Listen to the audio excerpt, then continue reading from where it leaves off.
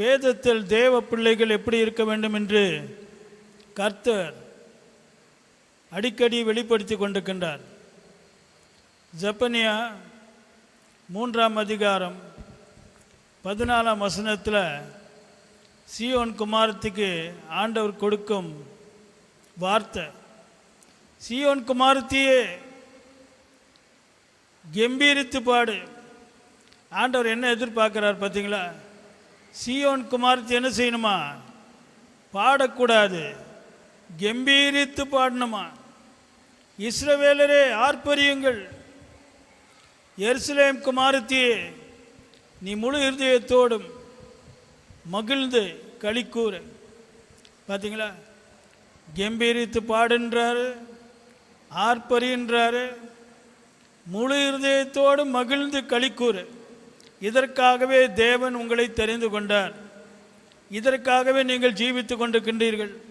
இதற்காகவே உங்களை சீயோன் குமாரத்தியாக, சீயோனாக தேவன் மாற்றி இருக்கிறார்.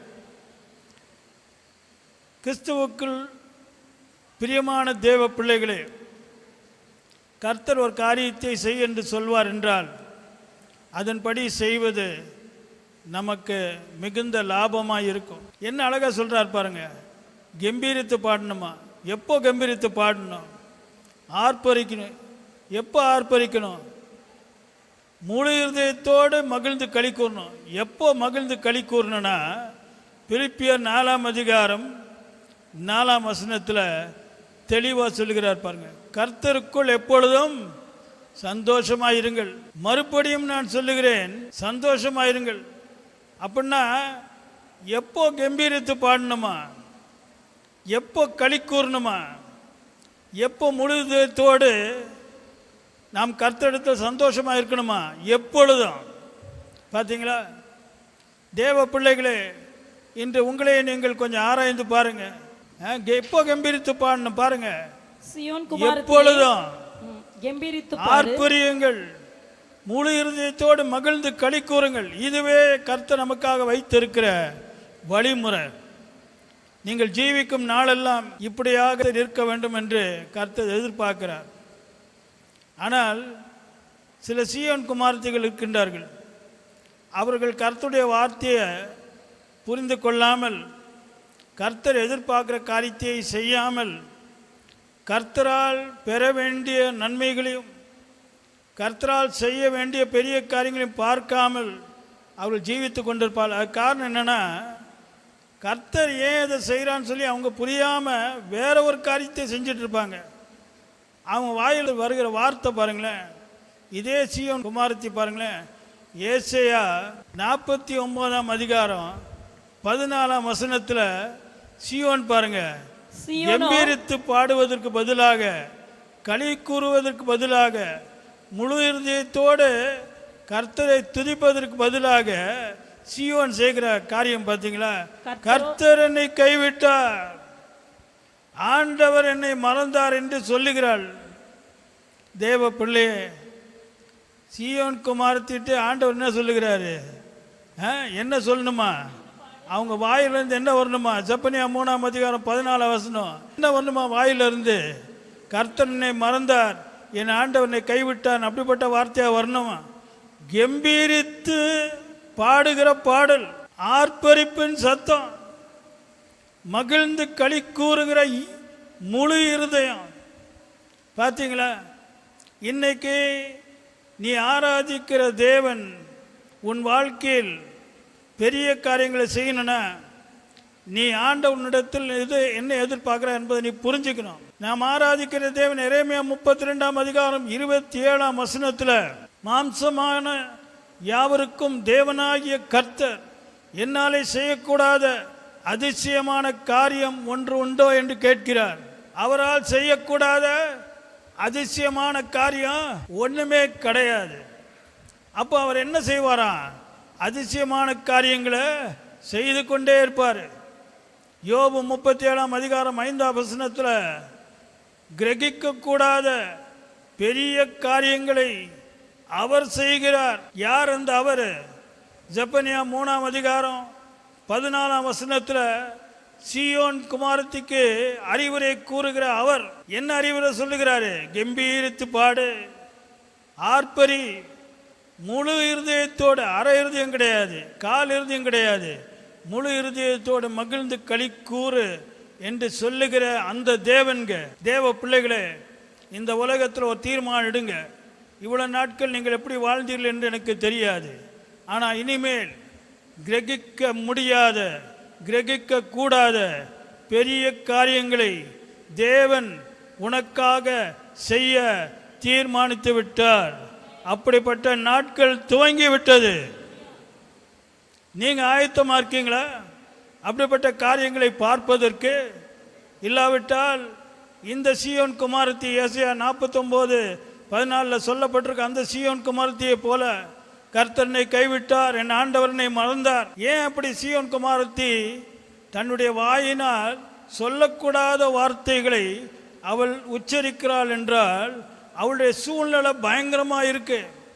ஆழமான குளியல் மாட்டிக்கொண்டு, உளையான சேற்றில் மாட்டிக்கொண்டு, என்ன செய்வதென்று தெரியாமல், என்ன செய்தாலும் ஒரு முடிவை பார்க்காத நிலைமையில் தன்னுடைய இருதயத்தில் இந்த வேதனையை அவள் வெளியே தன்னுடைய வாயினால் சொல்லுகிறாள். அப்படி நாம் இருக்கக்கூடாது. ஏனென்றால் ஆண்டவர் உங்களை ஒரு நோக்கத்தோடு தான் சீயோனாய் மாற்றினார். யோவான் 15:16 நீங்கள் என்னை தெரிந்து கொள்ளவில்லை, நான் உங்களை தெரிந்து கொண்டேன். பார்த்தீங்களா? நீங்களா சீயோன் குமாரன் ஆக வேண்டும் என்று தீர்மானித்தீர்கள்? நீங்கள் ஜெபித்தீர்களா? ஒருவரும் ஜெபிக்கவில்லை. அவர் நீங்கள் சீயோனாக இந்த உலகத்தில், இருள் நிறைந்த உலகத்தில், அந்தகாரம் கிரியை செய்கிற உலகத்தில், வியாதி கிரியை செய்கிற உலகத்தில், சர்ப்பங்களும் தேள்களும் கிரியை செய்கிற உலகத்தில், தீங்கு ஜனங்களை வேதனைப்படுத்துகிற உலகத்தில் உன்னை வெளிச்சமாக சீயோனாக தேவன் மாற்றிவிட்டார். தேவ பிள்ளையே, கிரகிக்க கூடாத பெரிய காரியங்களை செய்யும்படியாக மாற்றி, ஆகவே அவர் சொல்லுகிறான், எந்த சூழ்நிலையில் இருந்தாலும் ஜெபனியா 3:14 சொல்லப்பட்ட பிரகாரமாக கம்பீரித்து பாடு, புலம்பாது, கர்த்தரனை கைவிட்டார் என்று சிந்திக்காது. இருதயத்தின் நிறைவினால் வாய் பேசும். அப்போ இருதயத்தின் நிறைவுக்குள்ளாக கர்த்தரனை கைவிட்டார், என் தேவன் என்னை மறந்தார் என்று நீ சிந்திக்கிறபடினால் உன் வாயிலிருந்து அப்படிப்பட்ட வார்த்தைகள் வருகிறது. ஆனால் ஆண்டவர் என்ன சொல்லுகிறார் என்றால், நீ முழு இருதயத்தோடு, உன்னுடைய முழு இருதயத்திலோடு என்ன சத்தம் வரணும்? மகிழ்ந்து களி கூறும் சத்தம். இன்றைக்கு ஆண்டவரிடத்தில் எனக்கு கிருபை தாங்கப்பா, நான் நீர் எதிர்பார்க்கிற வண்ணமாக நான் ஜீவிக்கணும். ஏனென்றால் நல்ல காலம் துவங்கிடுச்சு. ஒரு காரியம் நல்லா சொல்கிறேன், கவனிங்க. உலகம் கீழே போயிட்டே இருக்கும், நீங்கள் மேலே போயிட்டே இருக்க போகிறீங்க. புரிஞ்சுட்டிங்களா? புரியலையா? நிச்சயமாக நடந்துருச்சு. When the world is going down, down, down, Zion is going to go up, up. நல்ல கவனிங்க, இது நடக்குது.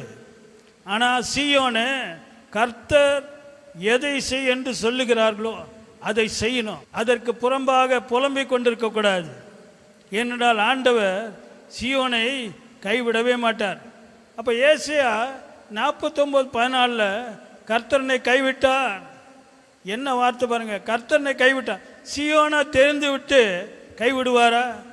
ஆண்டவனை மறந்தார், சீயோனாக தெரிந்து கொண்ட பிறகு மறப்பாரா? சொல்லுங்க, நீங்களே சொல்லுங்க. எப்படிங்க மறக்க முடியும்? அதனால தான் ஆண்டவர் சொல்கிறார், நீ எப்படி சொல்றிய, நல்ல கவனி, உனக்கு பதில் தரேன்னு சொல்லி 15ஆம் வசனத்தில் என்ன அருமையான ஒரு ஓமையோடு அவர் பதிலை தருகிறார். ஸ்திரீயானவள் தன் கற்பத்தின் பிள்ளை. எப்படிப்பட்ட ஓமையை அவர் எடுத்து சொல்லுகிறார் பார்த்தீங்களா? ஸ்திரீயானவள் அவளுடைய கர்ப்பத்தின் பிள்ளை.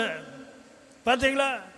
அந்த ஓமையை எடுத்து சொல்லுகிறார். ஸ்திரீயே, உன் கர்ப்பத்தின் பிள்ளைக்கு இறங்காமல் தன் பாலகனை மறப்பாளோ? சொல்லுங்க. தாய் தன் கர்ப்பத்தின் பிள்ளை பாலகனை மறப்பாளோ? சொல்லுங்க. இறங்காமல் இருப்பாளோ? அப்படின்னு சொல்லிட்டு அவர்கள் மறந்தாலும் நான் உன்னை மறப்பதில்லை. தேவ பிள்ளையே, சூழ்நிலையை பார்த்து பயப்படாது. நீ இருக்கும் குழியை பார்த்து பயப்படாது. நீ போய்கொண்டிருக்கணும் அந்த பிரச்சனையை கண்டு நடுங்காது. ஏன்னா ஆண்டவர் என்ன சொல்றாரு, அவர்கள் மறந்தாலும், பாலகனை ஸ்திரீ தாய் மறந்தாலும் நான் உன்னை மறப்பதில்லை. நல்லா கவனிங்க, நான் உன்னை, உன்னை புரிஞ்சுட்டீங்களா புரியலையா? உன்னை என்ன அருமையா சொல்றார் பாருங்க. நான் உன்னை என்ன செய்ய மாட்டேன், மறப்பது இல்லை. அதனால தான் அற்புதம் நடக்க போகுது. என்னங்க பேசாமல் இருக்கீங்க? நான் உன்னை மறப்பதில்லை. ஒரு பெரிய ரகசியம் இருக்குது தெரியுமா உங்களுக்கு?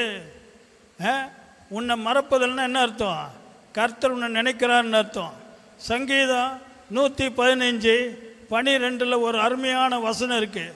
இன்றைக்கி நம்முடைய கேலண்டரில் கூட அந்த வசனம் வந்திருக்குன்னு நினைக்கிறேன். கர்த்தர் நம்மை நினைத்திருக்கிறார், கர்த்தர் நம்மை நினைத்திருக்கிறார், அவர் ஆசீர்வதிப்பார். என்னங்க, ஏன் ஆசீர்வதிப்பாரா? அவர் உன்னை நினைத்திருக்கிறார். பார்த்தீங்களா என்ன அருமையான தேவன் பார்த்தீங்களா? அவர் நம்ம நினைக்கிறாருங்க, எப்போதும் நினைக்கிறாரு. நீ குழியில் இருந்தாலும் நினைக்கிறாரு, நீ எப்படிப்பட்ட நிலைமையில் இருந்தாலும் நினைக்கிறாரு. ஏன் நினைக்கிறாருன்னா அவர் கண்டிப்பாக ஆசீர்வதிப்பார். நான் உன்னை மறப்பது இல்லை. ஏசாயா 49:15 நான் உன்னை மறப்பதே இல்லைன்றாரு. அப்படின்னா நான் உன்னை நினைக்கிறேன், ஆகவே உன்னை ஆசீர்வதிப்பேன். தேவ பிள்ளைகளே, என்ன அருமையான வாழ்க்கை பார்த்தீங்களா? யாரோ ஒருத்தர் உங்களை நினைக்கிறார், சாதாரண ஆள் கிடையாது, அவர் பெரிய ஆள். யார் தெரியுமா உங்களை நினைக்கிறது? ஏசாயா 43:16 சமுத்திரத்திலே வழியை உண்டாக்குகிறவர், வலிய தண்ணீர்களிலே பாதையை உண்டாக்குகிறவர் உன்னை நினைக்கிறார். இன்னைக்கு இதை மாத்திரம் உங்களுக்கு ஒரு வெளிப்பாடு வந்துச்சுன்னு வச்சுங்க, சூழ்நிலையை பார்த்து சிரிப்பீங்க. இதுக்காக ஆண்டவர் உங்களை தெரிந்தெடுத்திருக்கிறாரு. இன்னிலிருந்து சிரிக்க கற்றுக்கொள்ளுங்க, களி கூற கற்றுக்கொள்ளுங்க. ஜெபனியா 3:14 சொல்லப்பட்ட பிரகாரமாக முழு இருதயத்தோடும் மகிழ்ந்து களி கூற கற்றுக்கொள்ளுங்க, கம்பீரித்து பாட கற்றுக்கொள்ளுங்க. நல்ல நாட்கள் ஏற்கனவே துவங்கிடுச்சு. இவ்வளோ நாட்களாக இந்த நல்ல நாட்களை பார்க்காம இருப்பது காரணம், ஏசாயா 49:14 சொல்லப்பட்ட அந்த ஸ்திரீயை போல கர்த்தனை கைவிட்டார், என் தேவன் என்னை மறந்தான்னு சொல்லிட்டு நீங்கள் நினச்சி புலம்பல் பாடிட்டு இருக்கீங்க. இனிமேல் கொஞ்சம் சிந்தையை மாற்றுங்க, உங்கள் பாட்டை மாற்றுங்க, உங்கள் வாயிலிருந்து வருகிற சத்தத்தை கொஞ்சம் மாற்றுங்க. அப்போ தேவன் கிரியை செய்கிறத உங்கள் கண்களினால் நீங்கள் பார்க்க போகிறீர்கள். நீங்கள் மாத்திரமல்ல, உங்களோடு இருக்கிற எல்லாரும் பார்த்து ஏசாயா 61:9 சொல்லப்பட்ட பிரகாரமாக உன்னை காண்கிற யாவரும், உன்னை காண்கிற யாவரும், உன் பிள்ளைகளை காண்கிற யாவரும் இவர்கள் கர்த்தரால் ஆசீர்வதிக்கப்பட்ட சந்ததி என்று அறிந்து கொள்வார்கள். சந்தோஷமா இருக்கீங்களா? எதுக்காக ஜீவிக்கிறேன்? கர்த்தர் எனக்காக கிரியை செய்வதற்காக தான் ஜீவிக்கிறேன். சாத்தா கிரியை செய்வதை பார்ப்பதற்காக ஜீவிக்கல. இன்றைக்கி சாட்சியாக இருக்கணுங்க. இங்கே வர ஒவ்வொருத்தரும் சாட்சியாக இருக்கணும். இன்றைக்கி ஒரு அம்மா என்னை பார்த்தாங்க, என்னம்மா செய்கிறேன்னு, வேலை செய்கிறேன்னு. என்ன வேலை செய்கிற? அந்த செய்து கொண்டு அதே வேலை தான் செஞ்சுருக்கேன். அதே செய்கிறியா? செய்யின போ. அதுக்காக ஒன்று ஆண்டவர் அழிச்சார். ஆண்டவர் தொட்டார்னா ஆசீர்வாதம் பிரதர். ஆண்டவர் தொட்டார்னா உன்னுடைய கரத்தின் கிரியை தானாகவே பெருகும். அது தெரியுமா உங்களுக்கு? பெருகாதனால தான் அதே என்ன வேலையை செய்ய செஞ்சுட்டே இருக்க. தேவ பிள்ளைகளே, இன்னையிலிருந்து நீ ஆராதிக்கிற தேவன் யார் என்பதை தெளிவாக புரிந்து கொண்டு ஜெபனியா 3:14 சொல்லப்பட்ட பிரகாரமாக உங்கள் முழு இருதயத்தோடும் மகிழ்ந்து களி கூறணும். அதான் ரொம்ப இம்பார்ட்டண்ட்டு. இருதயம், முழு இருதயம். விசுவாசம் எங்கே தெரியுமா இருக்கு? இருதயத்திலிருந்து தான் விசுவாசம். மனதிலிருந்து விசுவாசம் கிடையாது, இருதயத்திலிருந்து. அதுவும் முழு இருதயத்திலிருந்து வருது தான் விசுவாசம். அறக்குறையான இருதயத்திலிருந்து வருது விசுவாசம் கிடையாது. அப்போ முழு இருதயத்தில் இந்த சியோனுக்குள்ள என்ன இருக்கான்? மகிழ்ந்து களி கூறுதல். ஏன் தெரியுமா? என்னை தெரிந்து கொண்ட தேவன் என்னை நினைத்திருக்கிறார், என் பிள்ளைகளை நினைத்திருக்கிறார், என் குடும்பத்தை நினைத்திருக்கிறார், அவர் என்னை ஆசீர்வதிக்கிறார். ஒரு அல்லேலூயா சொல்வாமா? அதனால தான் நம்ம ஆண்டவரை பார்த்து, ஆண்டவரே சோத்திர ஆண்டவரே, சோத்திர ஆண்டவரே, சோத்திர ஆண்டவரே. நல்ல காலம் ஏற்கனவே பிறந்துருச்சு, இனிமேல் பிறக்க போகுதுன்னு சொல்ல மாட்டேன். ஒருவேளை 10 வருஷத்துக்கு முன்னால் பிறந்துச்சா என்னன்னு தெரியல. நீங்கள் இன்னும் பார்க்காம இருக்கீங்க. இன்னும் டிலே பண்ணாதீங்க, தாமதிக்காதீங்க. ஏற்கனவே வந்துருச்சு. 10 வருஷத்துக்கு முன்னாலே நீ அந்த அற்புதத்தை பார்த்துருக்கணும். அந்த சுகத்தை 10 வருஷத்துக்கு முன்னாலேயே பார்த்துருக்கணும். அந்த குடும்ப பிரச்சனை முறிந்து போனதை 3 வருஷத்துக்கு முன்னாலேயே பார்த்துருக்கணும். உன் பிள்ளை உயர்த்தப்பட்டதை 5 வருஷத்துக்கு முன்னாலேயே பார்த்துருக்கணும். பார்க்காம புலம்பிட்டு இருக்கீங்க. ஏன் தெரியுமா? கர்த்தர் சீயோனிடத்திலிருந்து எதிர்பார்க்கிற அந்த ஆக்ஷன், அதை செய்யாம புலம்பிட்டு இருக்காங்க. தேவ பிள்ளைகளே, கர்த்தர் உனக்காக அற்புதம் செய்யாமல் இருக்கவே முடியாது. ஏன் தெரியுமா? உன்னை நினைத்து இருக்கிறார், அவ்வளவுதான். சங்கீதம் 115, Lord is mindful of us, he will bless us. கர்த்தர் நம்மை நினைத்திருக்கிறார், நினைத்திருக்கிறார், நினைத்திருக்கிறார். நினைக்க போகிறார் அல்ல, நல்லா கவனிங்க. நினைக்க போகிறார் போல, நினைத்திருக்கிறார். அவர் 10 வருஷத்துனாலே நினைத்திருக்கிறார் தான். நீ பிறந்ததுலேருந்தே நினைத்திருக்கிறார் அவருடைய திட்டத்தை நிறைவேற்றுவதற்காக. ஆகவே இந்த நேரத்தில் ஆண்டவரை பார்த்து சொல்லுங்க, ஆண்டவரே, நீர் எதிர்பார்க்கிற அந்த செயலை நான் செய்யும்படியாக எனக்கு ஒரு வெளிப்பாட்டை தாங்கப்பா. எவ்வளோ அருமையான ஒரு சிருஷ்டியாக என்னை படைத்தீர். நான் புது சிருஷ்டிப்பா, நான் பழைய சிருஷ்டி அல்ல. பழையவைகளெல்லாம் ஒளிந்து போயின, எல்லாம் புதிதாயின. உம்முடைய கிருபையினால் என்னை சீயோனாக மாற்றினீரே. எவ்வளோ அருமையான தேவன் பார்த்தீங்களா? சந்தோஷமாக இருக்கீங்களா? ஏசியா 43ஆம் அதிகாரம் 1ஆம் வசனத்தில் சீயோனுக்கு ஆண்டவர் சொல்லுகிற வார்த்தை பாருங்க. எப்படி நீங்கள் சீயோனை மாறினீங்க? ஏசியா 43:1 பாருங்க. இப்போதும் யாக்கோபே, இஸ்ரவேலே, உன்னை சிருஷ்டித்தவரும். நல்லா கவனிங்க. யாக்கோபே, இஸ்ரவேலே அப்படின்னா சீயோனை குறித்து சொல்றாரு. யாக்கோபே, உன்னை சிருஷ்டித்தவரும், இஸ்ரவேலே, உன்னை உருவாக்கினவரும் ஆகிய கர்த்தர் சொல்லுகிறதாவது. பார்த்தீங்களா? அப்போ சீயோனை சிருஷ்டித்தவர், சீயோனை உருவாக்கினவர் நீங்க தானே யாக்கோபு, நீங்க தானே இஸ்ரவேலு. அவர் என்ன சொல்றார் கவனிங்க. பயப்படாதே. பார்த்தீங்களா என்ன சொல்றாரு? பயப்படாதே. என்ன அருமையான தேவன் பாருங்க. இன்னைக்கு நிறைய பேர் செய்கிற காரியம், முதல்ல ஒரு காரியம் சம்பவிக்கும் போது, ஒரு செய்தியை கேட்கும்போது கொஞ்சம் அப்படியே திங்க் பண்ணுவாங்க, எண்ணுவாங்க. அந்த எண்ணம் என்ன ஆகுன்னு சொல்லுங்க, அப்படியே கவலையாக மாறும். அந்த கவலை கொஞ்ச நாளில் அது பயமாக மாறும். பார்த்தீங்களா? ஆனால் ஆண்டவர் என்ன சொல்கிறாரு? உன்னை உருவாக்கினவருமாகிய நான், உன்னை சிருஷ்டித்தவருமாகிய நான் சொல்லுகிற வார்த்தை பயப்படாதே. ஏன் தெரியுமா?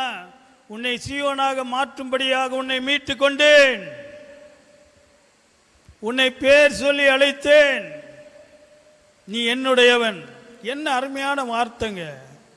நீங்களாம் சாதாரணமான நபரா? இயற்கைக்கு அப்பாற்பட்ட அற்புத பிறவிகள். உனக்காக தேவ தூதர்கள் ஊழியம் செய்வதற்காக காத்து கொண்டிருக்கின்றார்கள். தெரியுமா உங்களுக்கு? நீங்கள் மனிதனை எதிர்பார்த்து கொண்டிருக்கின்றீர்கள். அவர் தம்முடைய தூதர்களுக்கு கட்டளையிட்டான் போட்டிருக்கு. உன் கால்கள் கல்லிலிடாதபடி. சங்கீதம் 91 போட்டு பாருங்க. உன் பாதம் கல்லிலிடாதபடி அவர்கள் உன்னை தங்கள் கைகளில் ஏந்தி கொண்டு போவார்கள். யார் அவர்கள்? 11ஆம் வசனத்தில் பாருங்க. உன் வழிகளெல்லாம் உன்னை காக்கும்படி உனக்காக தம்முடைய தூதர்களுக்கு கட்டளை இடுவார். என்னங்க அப்ப தூதர்களுக்கு கட்டளை இடுவாரா, கட்டளை இட மாட்டாரா? அப்ப தூதர்கள் அவர் சொன்ன கட்டளை கீழ்ப்படிவாங்களா, கீழ்ப்படிய மாட்டாங்களா? அப்ப தூதர்கள் உங்களுக்கு எந்த தீங்கும் வராதபடி உங்களை காப்பார்களா, காக்க மாட்டாங்களா? பாருங்களேன். உங்க பிள்ளைகளுக்கு சேர்த்து தான் சொல்றேன். உன் பிள்ளைகள் வழிகளெல்லாம் அவர்களை காக்கும்படி தம்முடைய தூதர்களுக்கு கட்டளை இடுவார். ஏன் தெரியுமா? உங்களால் உங்களை காத்து கொள்ள முடியாது, உங்கள் பிள்ளைகளையும் உங்களால் காத்து கொள்ள முடியாது, யாரையும் காத்து கொள்ள முடியாது. நீ செய்யக்கூடாத வேலையை அவர் செய்வேன் என்று சொல்லுகிறார். உன்னால் செய்ய முடியாத வேலையை அவர் செய்வேன் என்று சொல்லுகிறார். இந்த வார்த்தையை மாத்திரம் புரிஞ்சுக்கங்க தேவ பிள்ளைகளே. இயற்கைக்கு அப்பாற்பட்ட அற்புத வாழ்க்கையை அனுதினமும் ஒவ்வொரு நாளும் நாம் பார்க்கும்படியாக தேவன் நம்மை அழைத்து விட்டார். எல்லாரும் ஆண்டவருக்கு நன்றி சொல்லுவோமா? என்ன அருமையான தேவன் பார்த்தீங்களா? அப்போ என்ன சொல்கிறார்? ஏசாயா 43:1, நான் உன்னை மீட்டு கொண்டேன், உன்னை பேர் சொல்லி அழைத்தேன், நீ என்னுடையவன். சீயோனே நீ என்னுடையவன், பயப்படாதே. சீயோனே நீ என்னுடையவன், நான் உன்னை மறப்பதில்லை. ஏசாயா 49:16, உன்னை என் உள்ளங்கைகளில் நான் வரைந்திருக்கிறேன். பார்த்தீங்களா? சீயோனே மறந்துட்டேன்னு சொல்றிய, என் கர்த்தர் என்னை கைவிட்டாயின்னு சொல்லி நினைக்கிறிய, எவ்வளோ பெரிய பாவம் இது. எப்படி கர்த்தர் உன்னை கைவிடுவார்? என்ன அருமையான தேவன் பார்த்தீங்களா? அவர் என்ன செஞ்சிட்டார்னா, அவருடைய உள்ளங்கைகளில் உங்களை வரைந்திருக்கிறார். அப்போ நீங்கள் எங்கே இருக்கீங்க? உள்ளங்கைகளில் பார்த்தான்னா அப்படி அவர் கை அப்படி பார்த்தான்னா நீங்கள் இருக்கீங்க. அவர் இப்படி கையை திறந்து பார்த்தாருன்னா அங்கே யார் இருக்கிறது? சீயோன் இருக்கு. இருக்கீங்களா இல்லையா? இதுனா இது கதை நினச்சிட்டு இருக்கீங்களா? இன்றைக்கி நிறைய பேருக்கு பிரச்சனைனா இந்த கதை புத்தகம் நினச்சிட்டு இருக்காங்க. அதுதான், அதனால தான் வாழ்க்கை கதையாக மாறிடுச்சு. தேவ பிள்ளைய இதை புரியலன்னா சோக கதை தான் கேட்கணும். ஒரு நல்ல வார்த்தை வருதா, புலம்பல், அவங்களுக்கே உன்னை பார்த்து ஒரு வெறுப்பு வந்துடும். புலம்பிட்டு இருந்தீங்கன்னா வெறுப்பு தாங்க வரும். புலம்புவதற்காக கர்த்தர் உன்னை அழைக்கல. என்ன செஞ்சிட்டாரா? உன்னை என் உள்ளங்கைகளில், வெளி கைகள் கிடையாது, புரிஞ்சுட்டீங்களா? உள்ளங்கைகளில் உன்னை சீயோனே வரைந்திருக்கிறேன். உன் மதில்கள் எப்போதும் என் முன் இருக்கிறது. நல்ல கவனிங்க. எப்பொழுதும் எப்பொழுதும் உன் பிள்ளைகளையும் சேர்த்து தான். வியாதியோடு இருக்கான், அந்த வியாதி போய் தான் ஆகணும். அது எப்படிப்பட்ட வியாதின்னு எனக்கு தெரியாது. உன் மைண்டை கொஞ்சம் மாற்றிக்கோ. அது எது இருந்தாலும் ஒரு பேர் தானே, நமக்கு என்ன வந்துச்சு? அது எந்த பேர் வேணாலும் இருக்கட்டும். உன் மதில்கள் எப்போதும் என் முன் இருக்கிறது. அப்போ எப்படி சாத்தா உங்களை மேற்கொள்ள முடியும்? எப்போதும் யார் முன்னால் இருக்கு? அவருக்கு முன்னால உன்னை தெரிந்து கொண்ட அந்த சர்வ உள்ள தேவன், சமுத்திரத்திலே வழியை உண்டாக்குகிற தேவன்,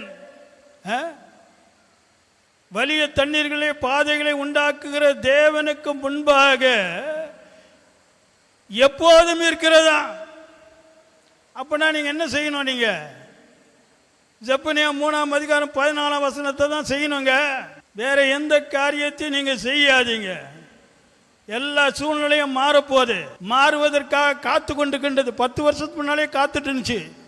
ஆனால் எதிர்பார்த்த செயலை அது பார்க்காதபடினால் அப்படியே நிற்குது. ஒருவேளை மோசமாக மாறிடுச்சு.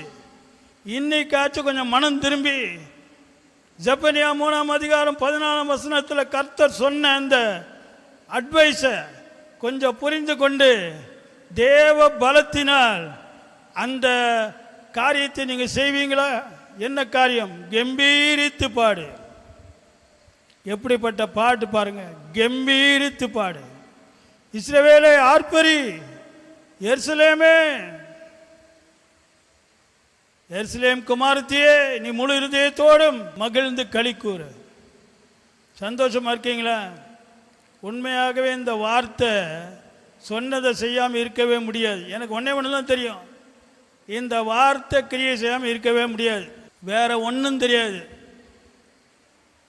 ஜீவனுடைய வல்லமையுடைய வார்த்தை கிரியை செய்யாமல் இருக்கவே முடியாது, நிறைவேறாமல் இருக்கவே முடியாது. ஆகவே இந்த நேரத்தில் ஆண்டவரே சோத்திரம்பா, மகிழ்ந்து களி கூற போகிறேன், சந்தோஷமாய் கம்பீரித்து பாடலை பாடப்போகிறேன், ஆர்ப்பரிக்க போகிறேன். செஞ்சுட்டே இருங்க. சோத்திரம் சோத்திரம் சோத்திரம் சோத்திரம். என்னப்பா செய்கிற? சோத்திரம் சோத்திரம் சோத்திரம். நன்றி ஆண்டவர். என்னப்பா செய்கிற? கம்பீரித்து பாட்டு பாடுறேன்ப்பா. சோத்திரம் சோத்திரம் சோத்திரம். கர்த்தர் நல்லவர், அவர் கிருபை என்றும் உள்ளது. கம்பீரித்து பாட்டு பாடுறேன். கர்த்தர் பெரிய காரியங்களை செய்து கொண்டிருக்கின்றார். சோத்திரம் சோத்திரம் சோத்திரம் சோத்திரம் சோத்திரம். சொல்லிகிட்டே இருங்களேன். வீடு ஃபுல்லாக சோத்திரம், வீடு ஃபுல்லாக கம்பீர சத்தம், வீடு ஃபுல்லாக ஆர்ப்பரிப்பின் சத்தம், வீடு ஃபுல்லாக முழு இருதயத்திலிருந்து வருகிற களி கூறுதல். இப்படிப்பட்ட ஒரு வாழ்க்கை வாழ கற்றுக்கொள்ளுங்க. இல்லாவிட்டால் நீங்கள் விசுவாசியாக ஜீவிக்க மாட்டீங்க. அதுவும் சொல்லிட்டேன். ஏன்னா பைபிளில் சொல்லப்பட்டது அநேக காரியம் உங்கள் வாழ்க்கையில் நிறைவேறாது. இன்றைக்கி சும்மா கர்த்தர் ஒன்று ஆசீர்வதிப்பார், கர்த்தர் இதை செய்வார் அதை செய்வார் அவனை சொல்லிகிட்டே இருப்பான், நீ கேட்டுகிட்டே இருப்பான். வாழ்க்கையில் பார்த்து அப்படியே கடைசியில் அவன் செத்து போயிட்டான். அவன் வியாதியும் போல பிரச்சனையும் போல கேட்டு போயிட்டான். ஏன் கர்த்தர் சொன்ன வார்த்தை நிறைவேற்றாமல் இருக்கவே முடியாது. ஆனால் அவர் செய்யின்னு சொல்கிற காரியத்தை நீ செய்யாமல் போயிட்ட. கரெக்டாக இல்லையா? புலம்பிட்டு தானே இருந்தீங்க, கர்த்தர் நீ கைவிட்டார். புலம்புலனா கூட மைண்டில் திங்க் பண்ணிருப்பீங்க, ஆண்டவரே எப்போ ஆண்டவரே விடியற் காலம் எப்போ வரப்போகுது ஆண்டவரே, எப்போ நல்ல காலம் வரப்போகுது ஆண்டவரே, இந்த பிரச்சனைலாம் தாங்கவே முடியலையே, ஒரே அமுத்துதே, என் பிள்ளைகளை வேதனைப்படுகிறார்களே, என் குடும்பமாக வேதனை ஆண்டவரே, இப்படி நினச்சிட்டு இருந்து இதுக்காக நான் கர்த்தர் உன்னை சீயோனா மாற்றினார். சொல்லுங்க, தம்முடைய வல்லமையான கரத்தை உனக்காக செயல்படுத்துவதற்காக கர்த்தர் தம்முடைய உன்னை சீயோனாக மாற்றினார். தேவ பிள்ளையில திரும்ப சொல்லிட்டேன், 10 வருஷத்துக்கு முன்னாலே நல்ல காலம் துவங்கிடுச்சு. இன்னைக்காச்சும் அது வெளிப்படட்டும். தொடங்கிடுச்சு, வெளிப்படணும். வெளிப்படுவதற்காக உன்னுடைய கிரியைக்காக காத்து கொண்டிருக்கின்றது. தேவன் எதிர்பார்க்கிற செயல். பிலிப்பியர் 4:4 என்ன போட்டிருக்கு? எப்பொழுதும் சந்தோஷமா இருங்கள், எப்பொழுதும் களி கூறுங்கள், எப்பொழுதும் முழு இருதயத்தோடு மகிழ்ந்து களி கூறுங்கள், ஆர்ப்பரியுங்கள். அதுதான் அர்த்தம். பிலிப்பியர் 4:6 ஒன்றுக்கும் கவலைப்படாமல். பார்த்தீங்களா? சீயோன் என்ன செய்யணுமா? உண்மையான சீயோன் யார் தெரியுமா? பிலிப்பியர் 4:6 ஒன்றுக்குமே கவலைப்பட மாட்டான். என்னங்க பேசாமல் இருக்கீங்க? சமுத்திரத்தில் வழியை நீ பார்க்கணுமா பார்க்க வேணாமா? அவர் அப்படிப்பட்ட தேவன் தான். ஆனால் நீ பார்க்கணுமா? வலிய தண்ணீர்களில் பாதையை பார்க்கணுமா? அவாந்திர வழிகளில் ஆறுகளை பார்க்கணுமா? அவாந்திர வழியில் எங்கேயாச்சும் ஆறு வர முடியுமா? சொல்லுங்க. சமுத்திரத்தில் வழி வர முடியுமா? வலிய தண்ணீர்களில் பாதை வர முடியுமா? நடக்க முடியாத காரியங்கள் அதை செய்கிற தேவன் உன் வாழ்க்கையில் செய்ய போறாரு. அதை கண்டு எல்லாரும் ஆச்சரியப்பட போகிறார்கள். சந்தோஷமா இருக்கீங்களா? ஆண்டவர் செய்தார்னா எல்லாருமே ஆச்சரியப்படுவாங்க. ஆச்சரியப்படத்தக்க விதத்தில் ஆண்டவர் கிரியை செய்வார். யோவேல் 2:21 பார்த்தீங்கன்னா, fear not, O land, be glad and rejoice, for the Lord will do great things. Tamil வேதாமத்தில் தேசமே சீயோனே பயப்படாது, அதே வார்த்தை அன்னைக்கு பார்த்தோம்ல, பயப்படாதுன்னு சொன்னார் பார்த்தீங்களா? அதே பயப்படாதே, மகிழ்ந்து களிக்கூறு.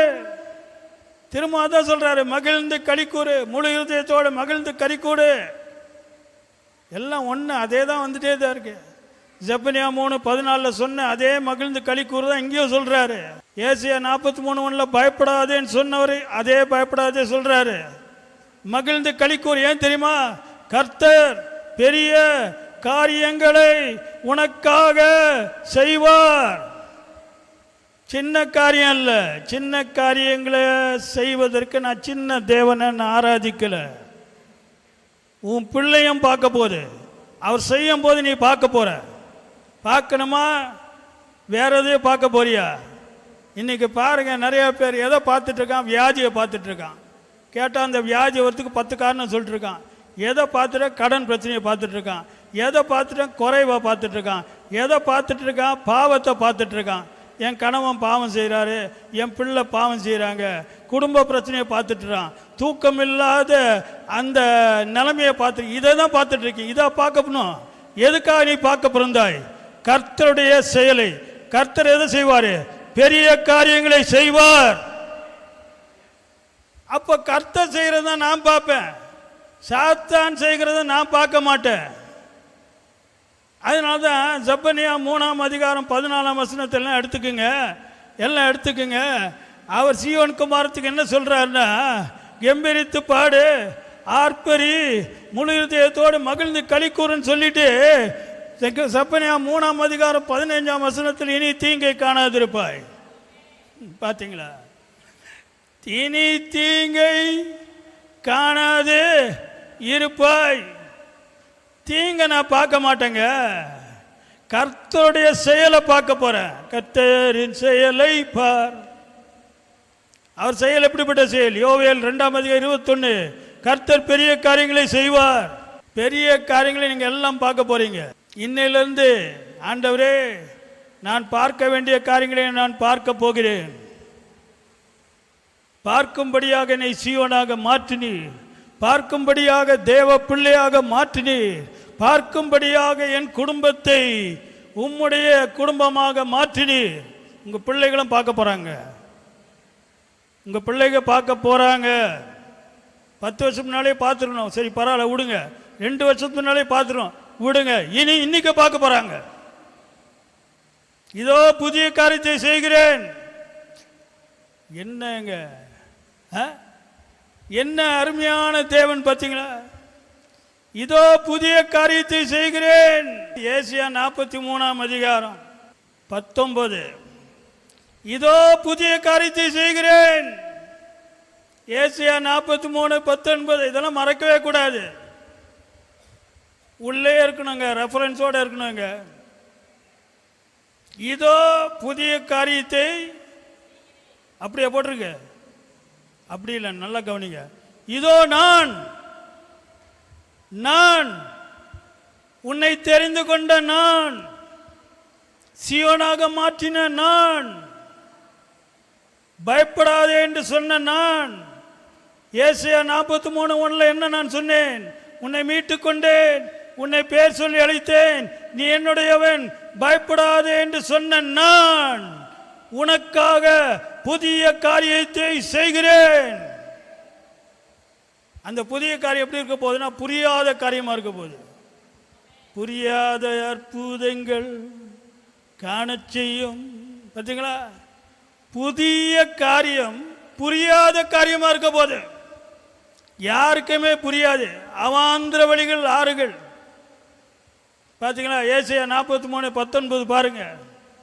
இதோ புதிய காரியத்தை செய்கிறேன். என்ன காரியம் செய்ய போறாரா? நான் திரும்ப வருது பாருங்க. என்னங்க நான் சொல்லிட்டு இருக்க. நான் வனாந்திரத்திலே வழியையும் அவாந்திர வழியிலே ஆறுகளையும் உண்டாக்குவேன். பார்த்தீங்களா? அதே 19 2 வாட்டி நான்ன்றாரு. தேவ பிள்ளையே, இன்னையிலிருந்து தேவன் உனக்காக செய்ய நினைத்திருக்கிற காரியங்கள் அவர் செய்யும்படியாக நீ தேவனோடு கோஆப்ரேட் பண்ணணும், ஒத்துழைக்கணும். சரிங்களா? மற்றவங்களை போல ஜீவிக்க கூடாது. சாத்தானின் வல்லமை இனி உன்னை மேற்கொள்வது இல்லை, இனி உன்னை ஆட்கொள்வது இல்லை, இனி உன் பிள்ளைகளை அடிமைப்படுத்துவது இல்லை, இனி உன் எதிர்காலத்தை நாசப்படுத்துவது இல்லை. ஏனென்றால் நீ கர்த்தருடைய வார்த்தையை அவருடைய ஆவியின் வல்லமையினால் நீ புரிந்து கொண்டாய். சந்தோஷமா இருக்கீங்களா? நடக்க போதா நடக்க போலியா? இல்லாட்டி அதே கதையை கேட்க போறீங்களா? தயவுசெய்து அந்த வாழ்க்கையை வாழாதீங்க. அதை ஏசாயா 43:18 சொல்லிட்டாரு. என்ன சொல்லிட்டார் பார்த்தீங்களா?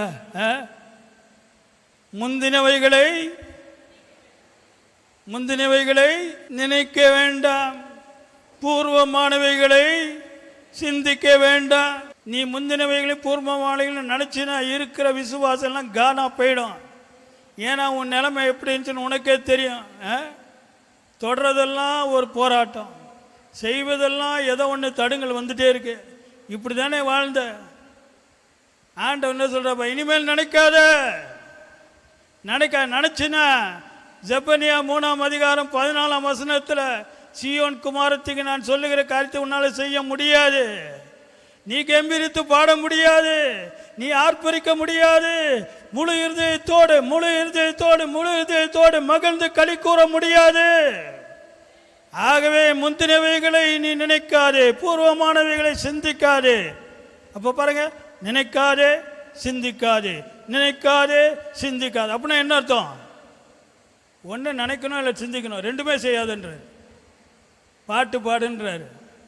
இதை நினைக்காம சிந்திக்காம பாட்டு பாடுங்க, அதான் முழு இருதயம். இப்படி நீங்கள் பாட்டீங்கன்னா கர்த்தர் நல்லவர் என்பதை நீங்கள் பார்ப்பீங்க. இன்றைக்கி எல்லாரும் ஆண்டவர் பார்த்து இங்கே வந்திருக்க அத்தனை பேரும் ஆண்டவர் உங்களை தொட போகிறார், தொடறதுக்கு காத்துட்ருக்காரு. ஒரு காரியம் நல்லா புரிஞ்சுக்கிங்க, ஆண்டவர் தொட்டுட்டார்னா அவ்வளோதான், அதோட சாத்தான் வல்லமை க்ளோஸ்.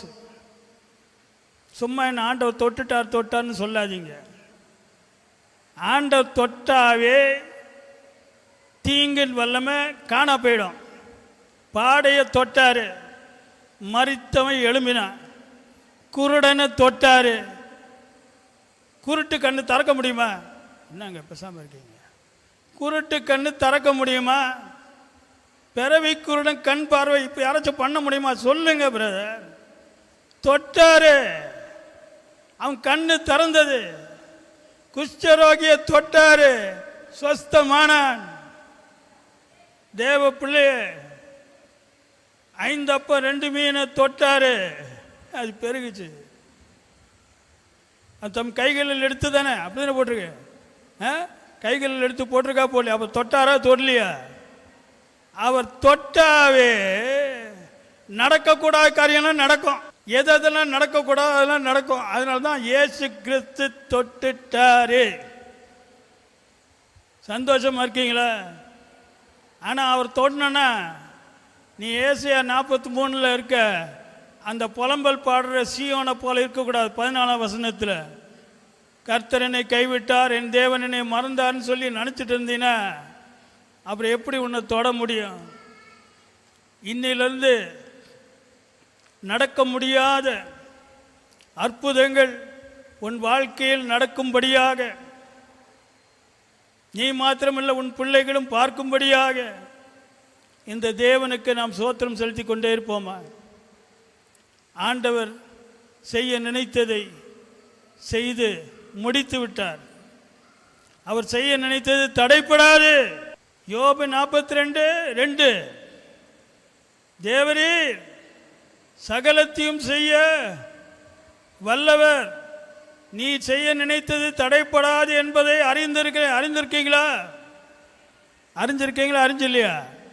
அவர் செய்ய நினைத்தது, அவர் என்ன செய்ய நினைச்சிட்டாரு? புதிய காரியத்தை செய்ய நினைச்சிட்டாரு. அவாந்திர வழிகளில் ஆறுகளை உண்டாக்க நினைச்சிட்டாரு. அவாந்திர வழிகளில் ஆறுகளையும் வனாந்திரத்தில் வழியையும் உனக்காக உண்டாக்க நினைத்து விட்டார். அவர் செய்ய நினைத்தது தடைப்படாது. உன் குழந்தைக்கு அந்த வியாதி இருக்கு பார்த்தியா, எல்லாரும் சொல்லிட்டாங்க இது ஒன்றும் போகாதுன்னு. அவர் அதை தீர்க்கணும்னு நினச்சிட்டாரு. அவர் நினச்சிட்டாருங்க. நீ கொஞ்சம் அதே மாதிரி நினைங்களேன். நீங்கள் ஏசியா 43:14 இருக்க அந்த சீயோன் குமாரத்தி மாதிரி நினச்சிருந்தீங்கன்னா ஒன்றும் நடக்காது. அவர் செய்ய நினச்ச, அவர் எப்படி தெரியுமா? நடக்கக்கூடாத காரியம் தான் செய்ய நினைப்பார். நடக்கக்கூடிய காரியங்கள் நினைக்கவே மாட்டார். நாள் ஃபுல்லாக பிரசங்கம் பண்ணிவிட்டு எல்லாம் டயர்ட் ஆகிட்டாங்க. சரி, ஆண்டவர் அவங்களுக்கு ஏதாவது சாப்பிட்றதுக்கு கொடுங்கன்னாரு. இவங்கள ஆண்டவர் எவ்வளோ பெரிய கூட்டம் எங்கேருந்து கொடுக்கறது? ஆனால் ஒரு பையன் இருக்கான், 5 அப்பம் 2 மீன். சரி, அதை கொண்டு வாங்க. என்ன செஞ்சார்? அந்த 5 அப்பம் 2 மீன் மத்தேயு 14:19 அப்பொழுது அவர் ஜனங்களை புல்லின் மேல் பந்தி இருக்க கட்டளையிட்டு அந்த 5 அப்பங்களையும் அந்த 2 மீன்களையும் எடுத்து வானத்தை அண்ணாந்து பார்த்து ஆசீர்வதித்து அப்பங்களை பிட்டு தொட்டுட்டாரே இயேசு. அதாங்க ரகசியம். அப்பங்களை பிட்டு அப்பனா தொட்டுட்டாரு பிரதர். அப்பங்களை பிட்டுனா என்ன செய்தாரு? தொட்டாரா தொடலையா? தொட்டாரு. பிட்டு சீசர்களிடத்தில் கொடுத்தார். அவ்வளோதான், தொட்டு கொடுத்தார். தொட்ட உடனே சீசர்கள் என்ன செய்தார்கள்? ஜனங்களுக்கு கொடுத்தார்கள். என்னாச்சு? அடுத்த வசனத்தில் பாருங்க. எல்லாரும் சாப்பிட்டு திருப்தி அடைந்தார்கள். என்னங்க? 5 அப்பம் 2 மீனை இயேசு கிறிஸ்து தொட்டுட்டாரே. தொட்ட உடனே எல்லாரும் சாப்பிட்டு திருப்தி அடைந்தார்கள். சாப்பிட்டு திருப்தி அடைந்த பிறகு மீதியான துணிக்கைகளை 12 கூடை நிறைய எடுத்தார்கள். 12 பேக் இல்லை, கூடை நிறைய எடுத்தார்கள். அத்தனை பேரும் சாப்பிட்டு திருப்தி அடைந்த பிறகு எக்ஸ்ட்ரா 12 கூடைகள். 21ஆம் வசனத்தில் பார்த்தீங்கன்னா, ஸ்திரீகளும் பிள்ளைகளும் தவிர அதை கணக்கில் போடல. சாப்பிட்ட புருஷர்கள் ஏறக்குறைய 5000 பேராக இருந்தார்கள். அப்படி என்றால் ஸ்திரீகளும் பிள்ளைகளும் எவ்வளோ பேர் எனக்கு தெரியாது. அத்தனை பேர்களும் சாப்பிட்டு திருப்தி அடைந்தார்கள். அதோட 12 கூட. ஏன் தெரியுமா? இயேசு கிறிஸ்து தொட்டுட்டாரு. புரிஞ்சுட்டீங்களா? இன்னைக்கு ஆண்டவர் உங்களை தொட்டனா, ஜெபனியா 3ஆம் அதிகாரம் 14ஆம் வசனத்தை புரிஞ்சுக்கிங்க. ஜெபனியா 3ஆம் அதிகாரம் 14ஆம் வசனத்தில் அதப்படி செய்யணும். ஏசியா 43:14 படி செய்யக்கூடாது. ஜெபனியா 3:14 என்ன போட்டிருக்கு? கம்பீரித்து பாடணும். ஏசு கிறிஸ்து பாருங்க, 5 அப்பா 2 மீன் இருக்கும்போது கம்பீரித்து பாடுறாரு. 5 அப்பா 2 மீனை பார்த்து அவரு கவலையே படல. கொண்டு வாப்பா. அவருக்கு தெரியாது 5000 பேர் இருக்காங்கன்னு, புருஷர்கள் மாத்திரம், பிள்ளைகள் இருக்காங்க தெரியுமா? தெரியாதா? கவலையே படலைங்க. ஏன் தெரியுமா? இவர் தான் இயேசு. உங்கள் மனதான் அவர் மனதை போல மாறணும். கிறிஸ்துவின் சிந்தை உங்களுக்குள் இருப்பதாக. பிலிப்பியர் 2ஆம் அதிகாரம் 5ஆம் வசனம், let this mind be in you which was in Jesus Christ. பிலிப்பியர் 2:5 போட்டிருக்கா இல்லையா? கிறிஸ்து இயேசுவில் இந்த சிந்தையை உங்களிலும் இருக்க கடவுது. அந்த சிந்தை இருந்தா 5 அப்ப 2 மீனா இருந்தா என்ன? நீ வனாந்திரத்தில் இருந்தா என்ன? ஆழமான குழியில் இருந்தா என்ன? கவலையே பட மாட்டீங்க. சந்தோஷமா இருக்கீங்களா? தேவ பிள்ளைகளே, புதிய வாழ்க்கையை வாழும் நாட்கள் காலம் துவங்கிவிட்டது. ஆச்சரியமான அற்புத கிரியைகளை பார்க்கும் நாட்கள் துவங்கிவிட்டது. இந்த செய்தியை கேட்டுக்கொண்டிருக்கின்ற ஒரு நபர் கூட இனிமேல் கஷ்ட காலம், நஷ்ட காலம், துக்க காலம், சோதனை காலம், வெறுமையின் காலம், தோல்வியின் காலம், சாபத்தின் காலம், பயத்தின் காலம் சொல்லி நினைக்காத. ஆண்டவர் பெரிய பெரிய பெரிய பெரிய பெரிய பெரிய பெரிய பெரிய பெரிய அற்புதங்களை சீயோனுக்காக செய்யும்படியாக கர்த்தர் தீர்மானித்து விட்டார். நீங்கள் எல்லாரும் இந்த நேரத்தில் செய்தியை கேட்டுக்கொண்டிருந்தீர்கள். இன்னும் அதிகமாக நான் சொல்ல விரும்பவில்லை. நீங்கள் புரிஞ்சிட்டீங்கன்னு நினைக்கிறீங்க. ஆனால் எல்லாரும் சாட்சியாக இருக்கணும். நாங்கள் ஒரு ஃப்ரேஸ் கொண்டு வந்தோம், living proof of a loving God. அன்பின் தேவனின் அன்பை நிரூபிக்கிற ஜீவிக்கிற சாட்சிகள். அந்த மாதிரி நம்ம எல்லாரும் மாறணும். யாரெல்லாம் புரிஞ்சுக்கிறீங்களோ அவங்கெல்லாம் கண்டிப்பாக உங்களை காண்கிற யாவரும் கர்த்தரால் ஆசீர்வதிக்கப்பட்ட சந்ததி என்று அவர்கள் காண்டு அவங்க அறிக்கை செய்ய போகிறாங்க. அந்த ஸ்தோத்திரம் பண்ணுங்க. உங்களுக்காகவே எல்லாம் ஆயத்தப்படுத்தப்பட்டு ஆண்டவர் செய்ய நினைத்ததை செய்யும்படியாக வந்துவிட்டார். ஒரே காரியத்தை சொல்லி முடிக்கிறேன். 5000 புருஷர்கள், ஸ்திரீகள், குழந்தைகள் அங்கே இருக்காங்க. தெரியுமா தெரியாது? ஆண்டவருக்கு தெரியுமா தெரியாதா? தெரிஞ்சிட்டு மத்தேயு 14ஆம் அதிகாரத்தில் அவர் சீஷரில் பார்த்து கேட்குறாரு. 14:16 இயேசு அவர்களை நோக்கி, அவர்களை போக வேண்டுவதில்லை, நீங்களே அவர்களுக்கு போஜனம் கொடுங்கள் என்றார். என்ன சொல்கிறார் சீஷர்களுக்கு பார்த்து? ஏன் 5000 புருஷர்கள், அது இல்லாமல் ஸ்திரீகள், பிள்ளைகள். சீஷரில் பார்த்து என்ன சொல்கிறாரு? அவங்க அனுப்பாதீங்க, நீங்களே அவர்களுக்கு போஜனம் கொடுங்கள் என்றார். இது என்னங்க அது? நீ இயேசு கிறிஸ்துவின் சீசனாக மாறினா இப்படி தான் ஆண்டவர் உன்னிடத்தில் சொல்லுவார். அது ஃபஸ்ட்டு புரிஞ்சுங்க. நீங்களே, நானும் சொல்ல, நீங்களே அவர்களுக்கு போஜனம் கொடுங்கள் என்றார். என்னங்க அது? அவங்க எப்படி போஜனம் கொடுக்க முடியும்? செய்ய முடியாத செய்யன்னு சொல்லுவாரா? இந்த மாதிரி நினைக்கல நீங்கள். இதுதான் வெளிப்பாட்டு. புரிஞ்சிட்டிங்களா? புரியலையா? இயேசு கிறிஸ்துவின் சீசனாக வரணும்னா சிலுவையை சுமந்து கொண்டு போனால் போதாது, மைண்டை மாறணும். மைண்டு மாறாமல் சிலுவையை தூக்கிட்டு இருக்கவங்க எப்படி இருப்பான்னு எனக்கு தெரியாது. மைண்டு மாறணும். நீங்களே அவர்களுக்கு போஜனம் கொடுங்கள் என்றார். இந்த சீசர்கள் பாருங்களேன் என்னன்னு செய்ய 17ஆம் வசனத்தில் பாருங்க. அதற்கு அவர்கள் என்ன சும்மா கிண்டலா பண்றாரு. அதற்கு அவர்கள் இங்கே எங்களிடத்தில் 5 அப்பமும் 2 மீன்களுமே அல்லாமல் வேறொன்றும் இல்லை என்றார்கள். கையை கழுவிட்டாங்க. எப்படிப்பட்ட சீசர்கள் பாருங்க, எவ்வளோ அற்புதத்தை பார்த்த சீசர்களே கையை கழுவிட்டார். ஆண்டவரே இங்கே 5 அப்பம் 2 மீன் தான் இருக்குது, வேற எதுவுமே இல்லை. அப்படின்னா என்ன, எங்களால் இதெல்லாம் செய்ய முடியாது ஆண்டவரே. இந்த மாதிரிலாம் நினைக்கவே இல்லை. இந்த மாதிரி நிறைய சீசர்கள் இருக்காங்க, எங்களால் இதெல்லாம் செய்ய முடியாது. சரி பார்த்தாரு, இவங்ககிட்டலாம் ஆர்கியூமெண்ட் பண்ண முடியாது. 18ஆம் வசனத்தில் அவைகளை என்னிடத்தில் கொண்டு வாருங்கள்ன்றாரு. பார்த்தீங்களா? சரி உங்களால் செய்ய முடியாது, நீங்கள் தான் செய்ய சொன்னார். உங்களால் செய்ய முடியல, சரி என்னிடத்தில் கொண்டு வாருங்கன்னாரு. கொண்டு வந்த உடனே அதை எடுத்து பிட்டு தொட்டார். அவ்வளோதான். ஒரு அல்லேலூயா சொல்லுவாமா. அப்பொழுது அவர்கள் ஜனங்களை புல்லின் மேல் பந்திருக்க கட்டளையிட்டு, பார்த்தீங்களா ஸ்டெப் பண்ணிட்டார். பார்த்தீங்களா? சொல்லி பார்த்தாரு. இவங்க முடியலன்னு சொன்ன உடனே, அவங்க முடியலன்னு சொல்ல, அவங்க எவ்வளோ டிப்ளமேட்டிக் ஆன்சர் கொடுக்காங்க. முடியலன்னு சொல்ல, அவங்க என்ன சொல்றாங்க? அதற்கு அவர்கள் எங்களிடத்தில் 5 அப்பமும் 2 மீன்களுமே எல்லாமே வேறொன்றும் இல்லை. இல்லை அந்த வார்த்தை தான் வரும்.